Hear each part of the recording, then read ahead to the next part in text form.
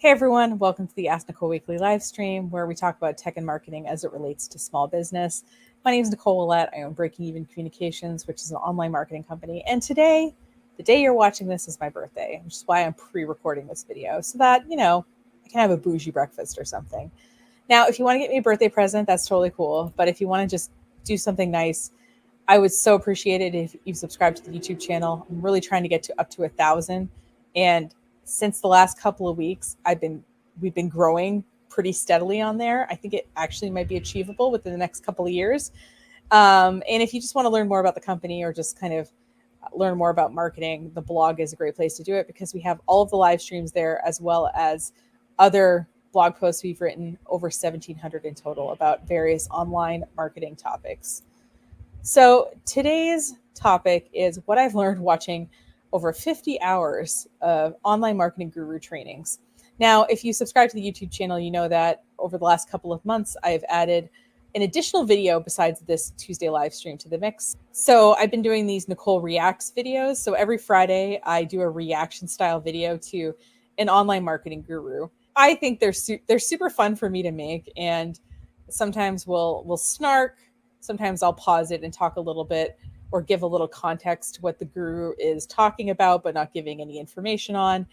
And so in general, we just try to laugh and learn and enjoy how ridiculous people on the internet can be together. And I will say that they're watching so many of these because there's the ones I posted, but then there's other ones that I've recorded and I'm editing right now. I've watched over 50 hours of these. And before doing this little project, this little side creative thing, I don't really watch these introductory marketing videos because, I've been doing this for 14 years. And if I'm going to watch a training, it's probably going to be something relatively specific or tactical. So a lot of these people just, I'm not their target market.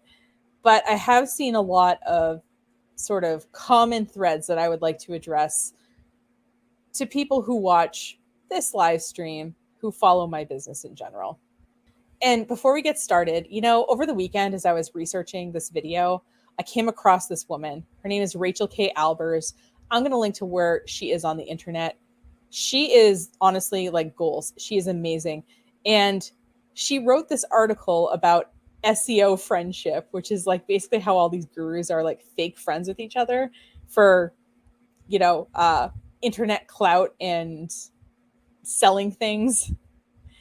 And she uploaded a video, and I just want to share this portion of her talking about her frustration as an actual marketing professional, trying to deal with cleaning up the messes that these gurus leave behind with our clients.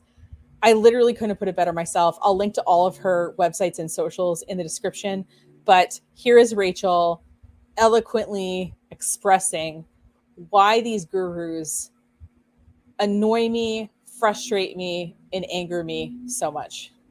I worked with hundreds of brilliant business leaders trying to move from brick and mortar to the World Wide Web, ensnared early on by the smooth stylings of someone who knows their way around a webinar, only to spend money they didn't really have on systems that were never going to serve them. And then they showed up at my door with nothing left in the budget and nothing much to show for all of Marie Forleo's promises that the world needs that special gift that only you have. But because they invested so much in this snake oil, including and especially their trust, most of my clients insisted that I find a way to fit their business into these misshapen dick funnels anyway. They believed there was something wrong with them, not the model. And to be fair, so did I. So they hired my agency to fix it. And I spent 12 years rolling the same stone uphill with all those scorched by online marketing made sleazy.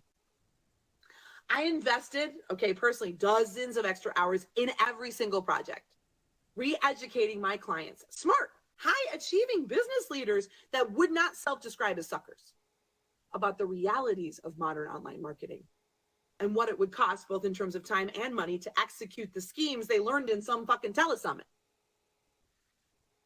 I got to tell you, it's a special type of insult when someone spends thousands of dollars with you only to ignore your best ideas and insist that you do something they heard from a bro in a YouTube ad instead. I woke up after 12 years of 7-day weeks endlessly haplessly trying to scale as I served hundreds of entrepreneurs, helping them wrestle with the unwieldy funnels somebody with a slick webinar convinced them they needed. Something broke. Burnout is a bright red flag waving you in the direction of exactly what you need to burn down next. Saw this coming a mile away?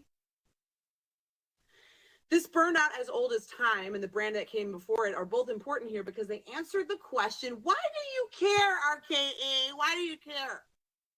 And the follow-up, where do you find the time to follow these people? I care because I spent 12 years cleaning up their messes.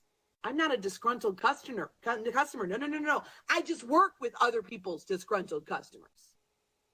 I didn't find the time. My clients paid me to pay attention to these folks. I watched who they watched, and that included Marie Forleo, Amy Porterfield, Jenna Kutcher, Rachel Hollis, Gabby Bernstein, Chris Carr, Danielle Laporte, Kate Northrup, Laura Belgray, Laura Roeder, Jasmine Starr, Shaw Wasman, Brooke Castillo, Tyler J. McCall, James Wedmore, Lewis Howes, Tim Ferriss, Michael Hyatt, Jeff Walker, Donald Miller, Jim Fortin, Brendan Burchard, Russell Brunson, and Tony Robbins. So Rachel has a lot of amazing content, parody commercials, deep dives into really terrible, sales funnels. I mean, chef's kiss. I've been binging her content for like 48 hours straight. It is so good. You can understand why a marketing person like me, especially when I had a client literally tell me a couple of months ago, and it still stuck with me, that he doesn't listen to anybody who has less than 1,000 followers on social media. And as somebody who's always had a relatively small audience, I think dismissing someone's knowledge just because they don't have a lot of followers is the opposite side of the coin of assuming that someone who has a lot of followers knows a lot. I think most of us know people who are very knowledgeable who don't necessarily have a large audience. And most of us know some total ridiculous clout chasers who have millions of followers online. So we know that just because someone knows more or is a subject matter expert does not necessarily make them famous. Okay. So I'm just saying that in case we need to say it. And you know what I really want to tell every guru, and I really wish I could make everyone watch this, which is, I guess, making this video on my birthday and telling you that I really want you to watch it is me doing that. But, these gurus will talk about like, I grew my website to have over 100,000 email subscribers, or I fundraised, $200 million or whatever. And what I want to say is that, there can be a lot of luck involved in getting something done once, specific conditions in the market, connections, just things lining up just right in general for something really good to happen once. What I really want an online marketing guru to do, if their method is foolproof, if it is something that will work for anyone, is I want them to pluck someone off the street.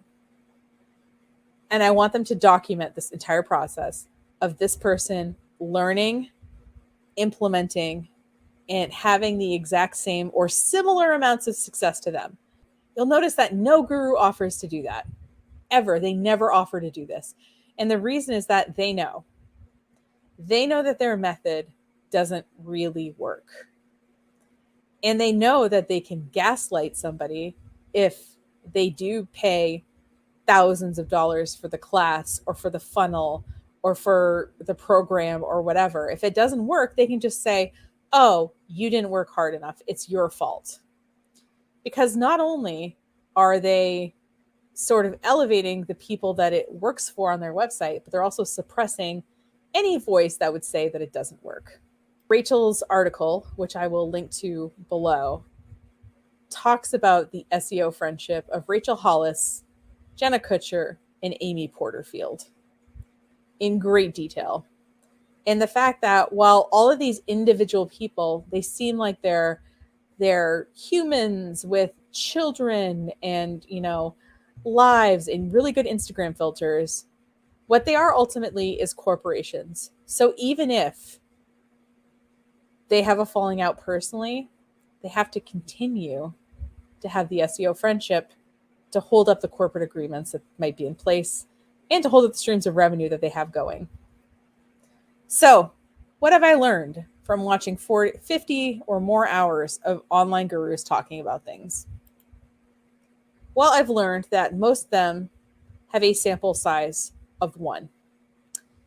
And what that means is they'll talk about how they grew their Instagram page, or they'll talk about how they sold their product. But as a marketing person who's worked with literally hundreds of clients, if you are thinking about doing something, I have more than a sample size of one to bring you information about. Say, oh, you're thinking of doing a text messaging service. Okay, these are some people I've implemented this for. This is about how much it costs. These are the kind of use cases I've seen work. I have a body of sort of information to give about that. I don't have a text messaging, I guess, thing for my business because it's not really going to work for the kind of business I have. But that doesn't mean that I don't know anything about it. But these people, it's not like they have worked extensively with clients over, in my case, over 14 years to get a sample size beyond one. So maybe they're successful, but they did it once. And just because they have data that works for them, it was taken at a specific point in time under a specific set of circumstances that would be difficult or impossible to replicate. The second thing I've noticed about the online guru trainings is they're all very general. I watched a whole social media mastery training from a guy who had multiple hour-long modules on how to do social media. There wasn't one screenshot of a Facebook post. There wasn't one example given of how different kinds of content works in different circumstances. And I think the reason that they do this is because if they did screenshots or if they did specific examples, they would become out of date relatively quickly. I did a whole Facebook training about a month before that they switched to the whole Facebook business manager thing about 4 or 5 years ago. I forget. And basically all of my screenshots suddenly became null and void because the interface was going to be totally different. And this is what happens when you do specific trainings, is sometimes you have to redo them. So I think the reason that they're vague, I think it's definitely on purpose, is that the content ends up being more perennial. And also what you think is that, okay, if I'm seeing this for free, I bet they'll give specific examples when I buy. So for example, in the Ray Higdon thing where he talks about short videos, he talks about how he has specific video templates as part of his course. He doesn't show you an example of one. He doesn't show you even an example of one of his videos where he used one. He doesn't show a client who implemented one of the videos and the success they've had. He doesn't have any concrete examples because I don't know if it's that they don't exist or that it's just probably not very impressive. I'm guessing that it's not very impressive. So you'll notice you'll watch these guru trainings and they will give you no specific examples. And what I found is that looking at all these people and really trying to decide the slimy salespeople from the real grifters is that, people like me who talk about marketing, and if you follow my live streams I've been live streaming weekly for over 2 years now. And I've done other videos before that. You'll notice that in none of my videos do I make any income claims or try to sell you my lifestyle. So for example, I guess a very tactical video I've done is a video about lead generation ads on Facebook. And I ran my own lead generation ad and showed you the results from that. It had money in it, but it wasn't really an income claim. It was just like hey, this is a sample ad set I ran. This is how it worked. This is the money that was spent. I'm not telling you that if you follow my method, you'll make $10,000 a month. I'm not flashing you my lifestyle. To me, you're here to learn about marketing, not to be a Nicole stan. And so, but the gurus to me spend an awful lot of time trying to sell you a lifestyle and trying to be flashy. And it makes me wonder if they're using that to distract you, how little they actually know about marketing in general. So another thing I've noticed the gurus have is at the beginning of the video, there's one of two things. There's either a guru trailer or they have really done up their video background to really give a lot of authority. And let me give you what I mean by those two things. So if we look at the Gary Vee video, if we look at the Kevin David video, they will have a guru trailer. So video footage cut together them getting on a jet, them standing on stage talking to thousands of people, them driving in a fast car, them holding an award, whatever. And in this short trailer, they can show you their whole lifestyle thing. And then when it cuts to them sitting in front of their computer in a white t-shirt talking, they've sort of established their authority with that trailer. So your other option here, if you either can't afford a guru trailer or just don't want to get into it, and sometimes people will do this in a live stream, is they'll have like the background, right? And the background is a series of awards or something that gives them some authority. I'm thinking Jeff Lerner had this, and the video of Jessie Lee, aka Boss Lee, also does this in her video. And this is either of these two things, whether it's a guru trailer or the background says, hey, I'm important, you should listen to me. There's nothing wrong with these things. It's just funny how like they need to establish authority with something that says I'm important, whether it's a short video at the beginning or whether it's a background, in a way that, I don't know, I'd feel like non-gurus don't really have to do. Like, this is just me with my geologic map and my still alive aloe plant sitting in my apartment. You know what I mean? I talk about marketing. I don't have any lifestyle things to prove to you. So a sixth thing that I've seen gurus do, and this seems to be mostly during live streams, but I would say Ray Higdon did this in the video I reviewed of him. Grant Cardone did this. Other people have done this too. They're the two I can think of.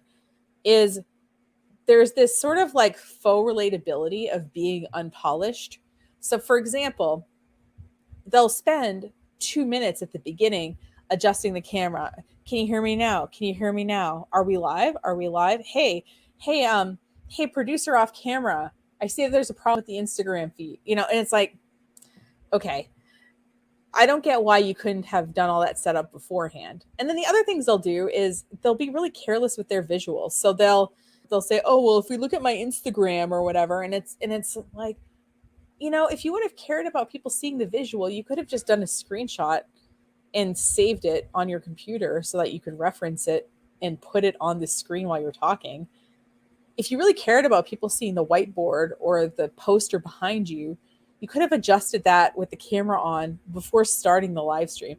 To me, it's just really sloppy work in this way that, for example, I'm doing a couple of takes sometimes for these videos, and I'm rehearsing ahead of time if I'm actually live to make sure that I give information in a succinct, organized, thoughtful way, because you watching me adjust a camera for 3 minutes is not an excellent use of your time, and really shows that I don't really care about how I'm doing, because I could have done it all ahead of time if I just would have organized myself a little bit. But like I said, I think they're capable of organizing ahead of time, but I think this is their weird way of like trying to be like relatable and laid back about it.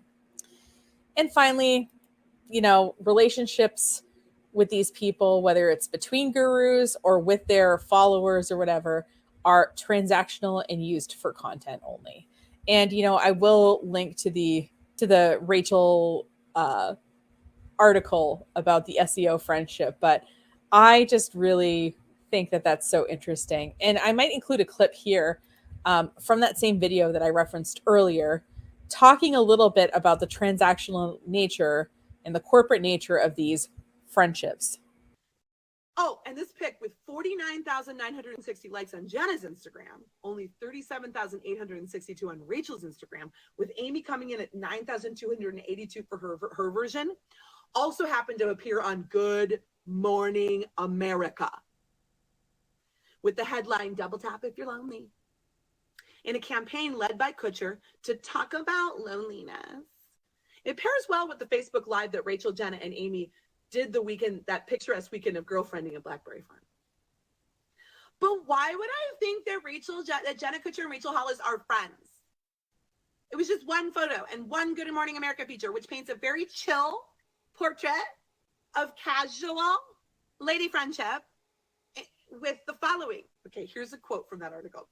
Kutcher, Hollis, and Porterfield made a commitment to their friendship by booking 2 more getaways while they were together last weekend. They also set friendship rules, no BS, come as you are and reach out to one another without needing a response or reply. What? According to Kutcher. What? I just read that like, what? It was just one photo. And the fact that when you Google the term Rachel, Jenna, Amy, the entire first page of results is about their non-existent friendship. I don't know. Go to racheljennaamy.com. You tell me. Maybe Jenna was confused because what I was referring to as a friendship was no more than a corporate partnership. No, I'm just a small business with an approximate cumulative reach probably of 10,000 people. And no one would ever call me a guru. But after watching all these videos, I think I'm kind of happy about that. There's a reason that you're not going to find any negative reviews online. These corporations / influencers have huge legal teams whose job is to scrub the internet. Go try to find a negative review of Marie Forleo's B School. I dare you. Go try. And if you're thinking there hasn't been one unsatisfied customer over the entire course of that, instead of maybe negative reviews being suppressed or deleted off the internet, I don't know. Maybe you're more optimistic than I am. So before you take your hundreds or thousands of dollars that you've mentally set aside for marketing and run to one of these gurus, just pause. See if you can find any critical reviews. And if you can't find any, ask yourself why. And consider whether the person who is trying to sell a course to thousands of people really cares and is invested in your personal marketing results compared to a small company that's going to listen to you and create a plan just for you based on what you need. So thanks so much for watching. I really appreciate it. And if you have subscribed, thank you so much. If you have any topics or questions you'd like me to cover in one of my other live streams coming up, feel free to leave it as a comment on this video.